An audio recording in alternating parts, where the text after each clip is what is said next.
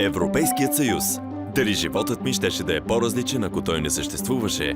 Дали щеше да е по-добър или пък по-лош? Свързването на нашите ресурси и икономики ни помага да запазим мира в Европейския съюз в продължение на почти 70 години. Нещо непостижимо преди. Дали това щеше да е така, ако не се бяхме обединили?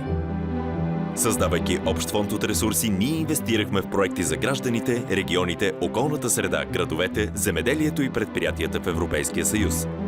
Това означава инфраструктура, научни изследвания, образование и иновации, а те от своя страна означават работни места.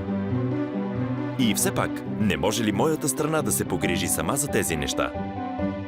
Членството в Европейския съюз дава достъп до пазар с 500 милиона граждани и обща валута, а по-големият пазар означава повече възможности за бизнес и търговия, по-голям растеж, повече стоки, повече услуги, по-голям избор за потребителите.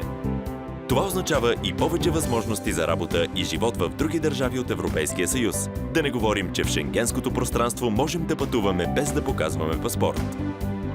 От друга страна, живеем във все по-глобализиран свят. Не може да се отрече, че днес големи силни държави извън Европейския съюз също определят нашето бъдеще. Може ли моята страна наистина да отстоява позицията си застанала сама на световната сцена? Особено по важни въпроси като глобалното затопляне и световната търговия.